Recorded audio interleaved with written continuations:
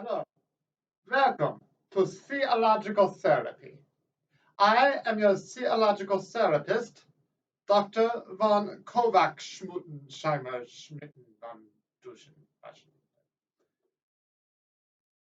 The process of theological therapy is a long and arduous one. I shall begin by hypnotizing you. When I snap my fingers, you will hear everything I have to say, but you shall hear it without this ridiculous German accent I am pretending to have. Hello. Welcome to Theological Therapy.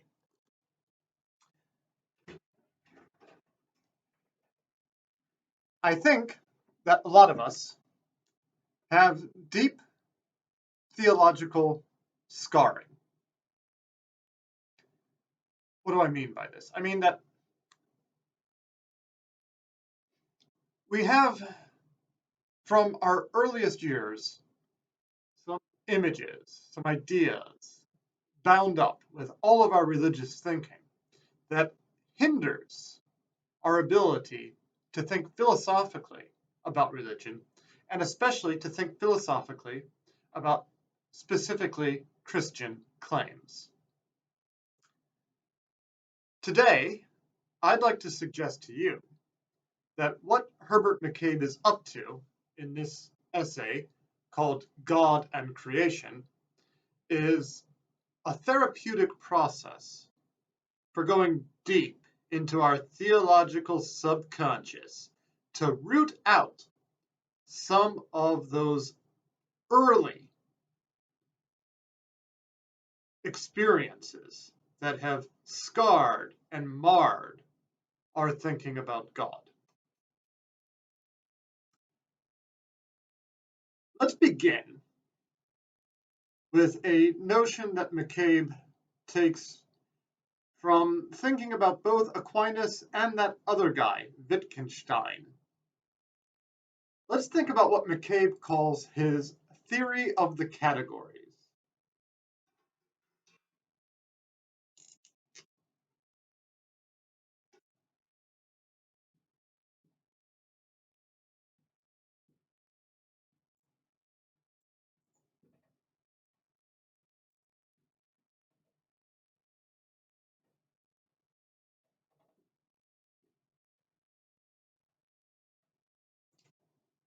The theory of the categories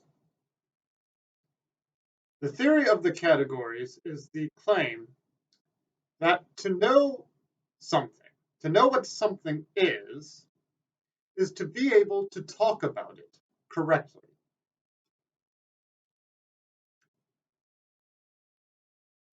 Do you know what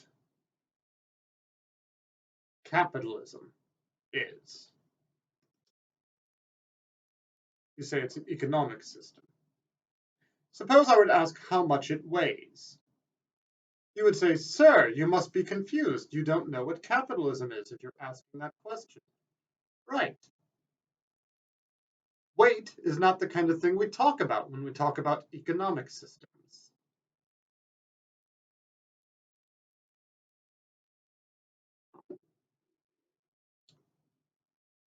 Suppose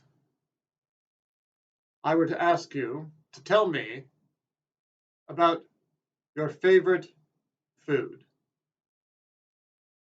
And you say, oh, my favorite food.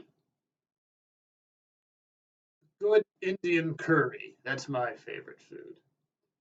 Well, tell me more about your favorite food, this Indian curry. How many miles per gallon does it get? Huh? I asked you how many miles per gallon does an Indian curry get? A vindaloo. I like a good vindaloo. Well, how many miles? Okay.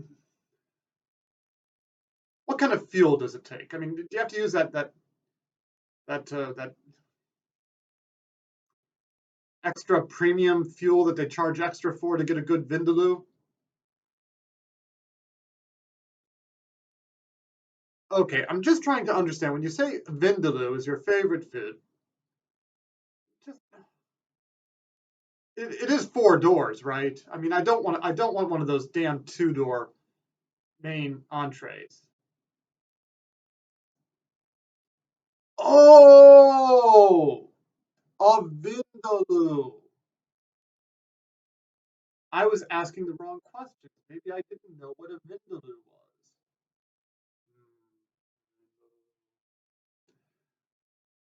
Now, I could ask, how spicy is it? Remind me again, vindaloo is the one with the potatoes, right?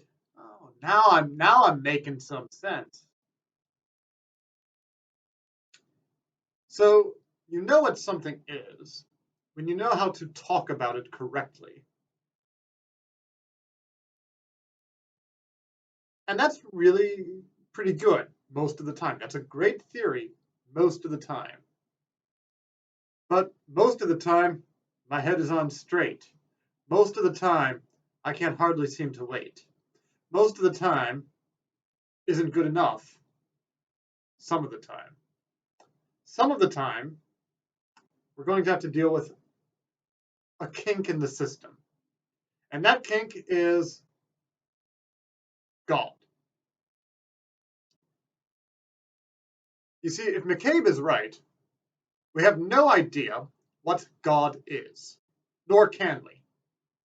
I can talk about a vindaloo, I simply have to use food words to talk about a vindaloo. Spicy, potatoes, cooking time. If I bring in things from some other kind of thing, like how many doors or fuel mileage, well, those ways of talking aren't appropriate to a vindaloo. They're appropriate to cars. You want me to tell you about Mr. Whiskers? You want me to tell you more about Mr. Whiskers? Mr. Whiskers purrs, she's cuddly. And you say to me, well, how does Mr. Whiskers do when it comes to exploiting the workers? No, no, no. Cats can't exploit workers. That's appropriate to economic systems and to the agents who run the economic systems. Yes, I concur. If Mr. Whiskers could exploit workers and cause massive suffering, I'm sure she would. She's just not that kind of thing. She's a cuddly kitty cat. So this is weird, right? Because we know how to talk about God. We have a whole rich tradition, at least in Christianity, of theological language when it comes to God.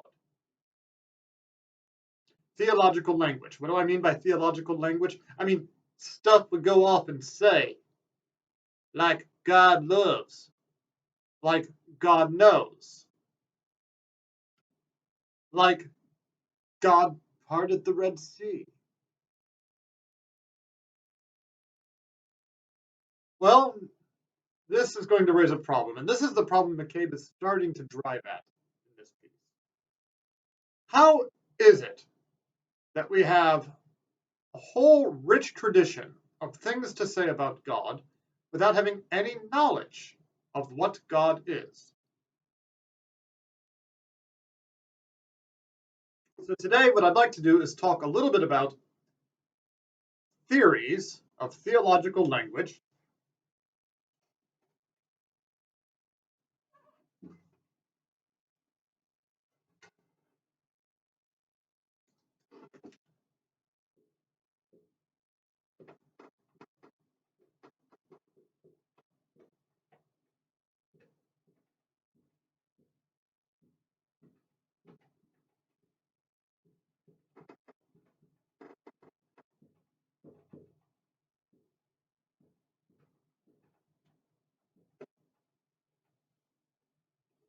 Oh, can you just barely see what I wrote on the board because this red marker ain't no good?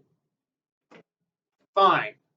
It says theories of theological language. I'll use some other color. I'll use a better marker. Quit complaining.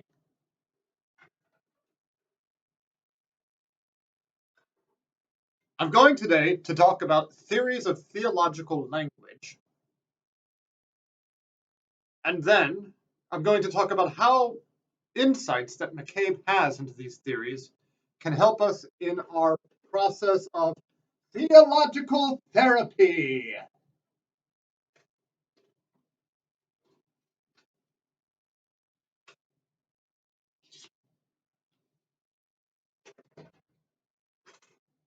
Philosophy word number 1, univocity.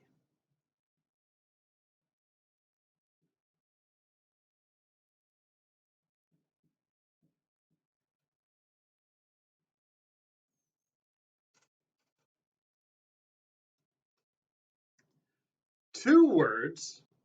Now let me restart. Two utterances.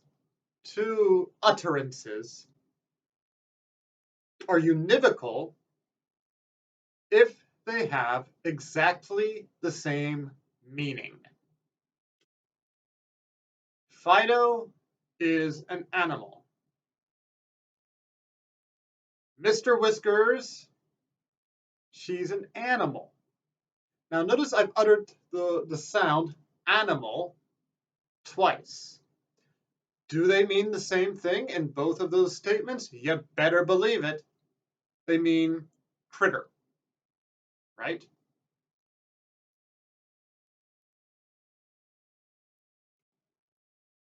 Mr. Whiskers is a kitty cat.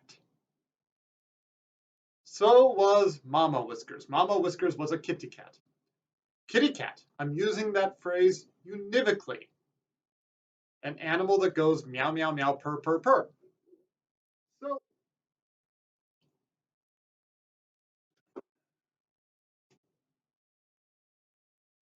I want to show you something.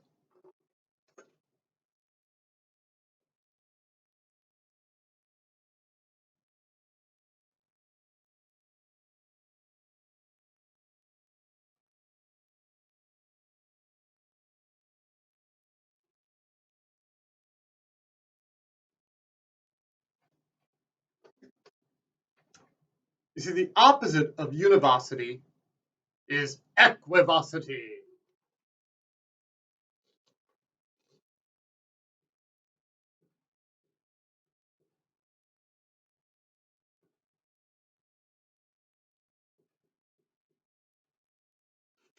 And I'm going to show you something on my calendar. It's on my calendar every year on December 26th.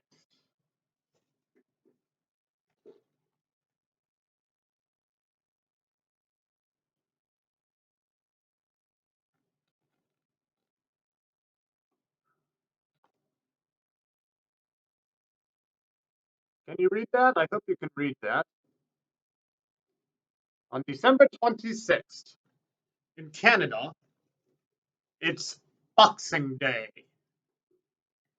And I used to think that was so cool that Canadians have a day just for boxing. And I remember when I was a grad student, I went into my office to pick something up the day after Christmas, and I saw my friend Hayden. And he's Canadian. He's always talking about Canadian sports. So I went up to him and bang, right in the gut. He said, Kovac, what are you doing? I said, hey, buddy, I just wanted you to feel at home. I know it's Boxing Day in Canada. He said, no, you idiot. This is the day we box up toys for the poor children. I was so embarrassed. I had no idea. Do you see what I'd done? I'd equivocated on the word boxing.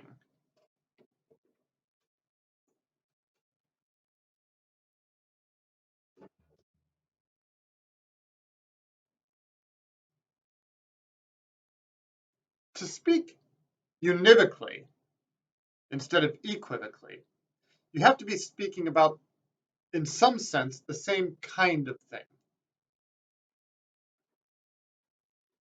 Let me give you another example of equivocation. Where do you go to get money? From banks. I walked along the banks of the Mississippi. Did I get any money from them? No, I've equivocated on the word banks, right? They are different kinds of things. To speak univocally, to use a word univocally, you have to be speaking about something that belongs to the same kind of thing. I can say, Mr. Whiskers has ears, and I can say corn has ears, an ear of corn. I'm speaking about different kinds of things, an animal versus a vegetable. And so the meaning of that utterance, ears, changes. So univocal language always requires being able to group things into the same category. That's why it's called the theory of the categories for McCabe. But if God is the answer to the question, why anything, then God's not one of the things, and God doesn't belong to one of the categories.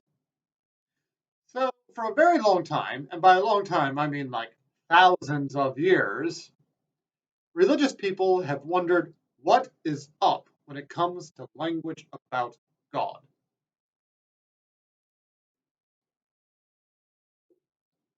What is up when it comes to language about God?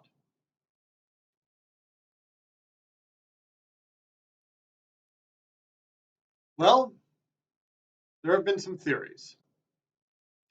One theory was that all language about God was disguised negation.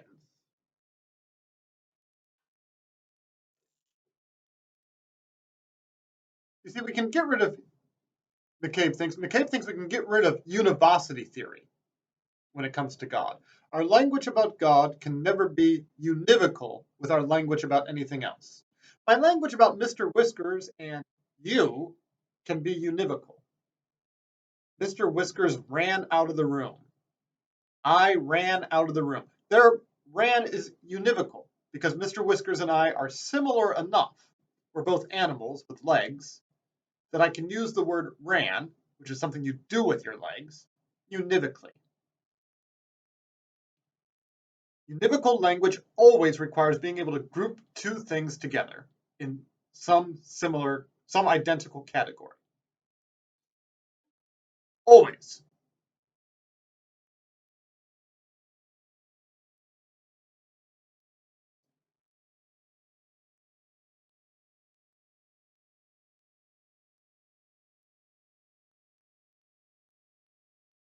Um, Fido drank his water. I drank water. I also drink beer and protein shakes, right? I'm using the word drink univocally. Fido the dog is it's an animal, just like I am. We both have to drink. So we can rule out univocity when it comes to God because there's just no category that includes God and other things. We can also rule out equivocity because then our language would just be meaningless.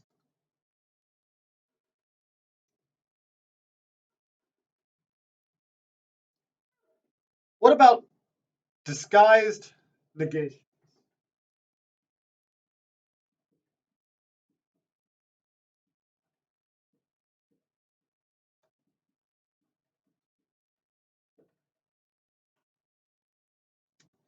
Some people have suggested that language about God is always a disguised negation or just an outright negation. When I say God loves, according to this theory, what I mean is that God doesn't hate. When I say God lives, this is something religious people say, God lives. I mean, God's not dead. Do not watch the movie God's Not Dead. It was awful. And if you have watched it, forget it. Never think about it again.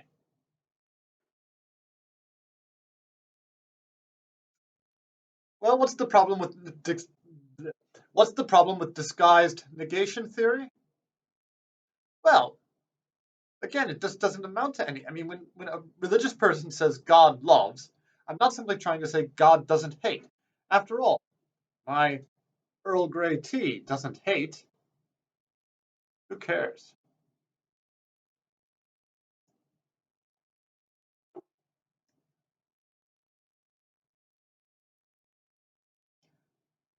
Maybe we should just shut up about God all the time. This is called strict. strict apophaticism. Strict apophaticism is you never speak about God at all.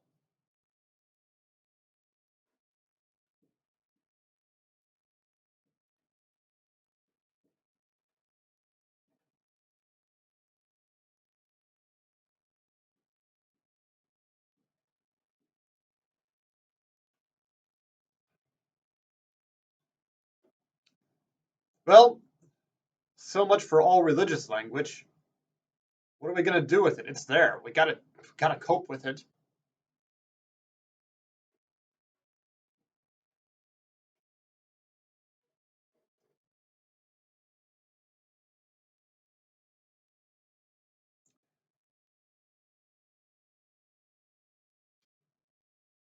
McCabe, following Aquinas, thinks there's a solution.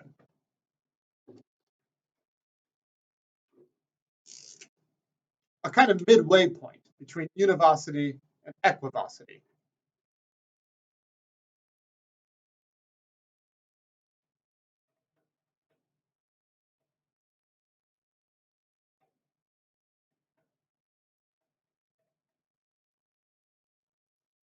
Analogical language. It's not really that. Don't get caught up on those analogies that you did in school. Don't get too caught up on that for now. Analogical language, for the purposes of what we're talking about, is a kind of midway point between univocity and equivocity. Now, Aquinas loved an example of this.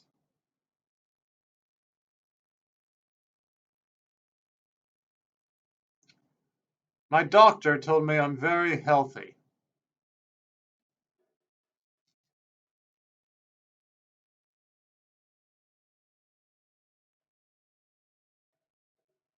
I'm going to use that utterance 3 times here. What did the doctor mean when he said I was very healthy? My body does what it's supposed to do. That's what that word means. I said, that's great, Doc. I wonder what's up with that. The doctor said, maybe it's because of all those green smoothies you drink. And I said, what about the green smoothies I drink? The doctor said, well, they're very healthy. You mean green smoothies have a body that operates the way they're supposed to? No, idiot, said my doctor.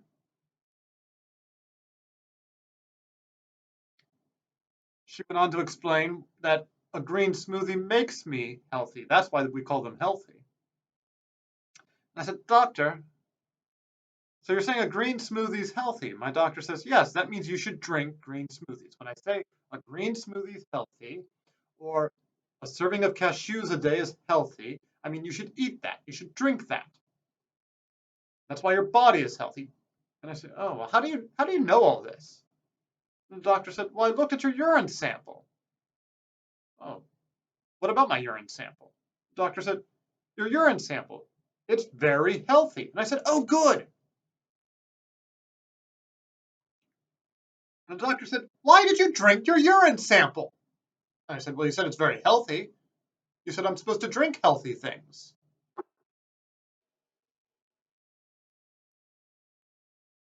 God, I'm stupid. See, the word healthy, it's not exactly being used equivocally. It's not like healthy me, healthy smoothie, healthy urine sample. It's not like it's totally different. The way the Bank of the Mississippi is different from Chase Bank. But I can't just substitute one definition in for the other either. So McCabe's point here is that when we're speaking and thinking about God, we have to constantly purify our thoughts and our notions of whatever's bound up with their createdness. We have to constantly ask, how is my notion of knowledge or love tainted by the fact that every knowing or loving thing I have experience of is a created thing? And this is where the theological therapy comes in. You see, when we were little, we got quite accustomed, thanks McCabe, to hearing people say, God loves you. God knows how many hairs are on your head. God can do anything. Well, says McCabe, if you weren't careful, this led you to get certain notions about God, certain concepts mixed in with your idea of God, which have no business being there. Most probably, you got it in your head that God is some sort of person, like you or me. And yet, McCabe is trying to show that that would be the mistake of putting God in a category, the category of person. So if we're going to think clearly about God from this point onward, we have to be engaged in this constant process of theological therapy, this process of finding what notions, what ideas snuck into our ideas about God very early on that we now must go through the rigorous process of killing by 1,000 qualifications. What do we have to dig in and remove from our idea of God if we're going to get ourselves clear on where we're going with this study, with this theological, philosophical reflection that we're engaged in?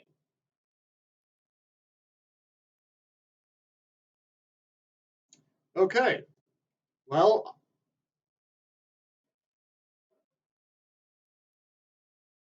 I think we made some great breakthroughs today.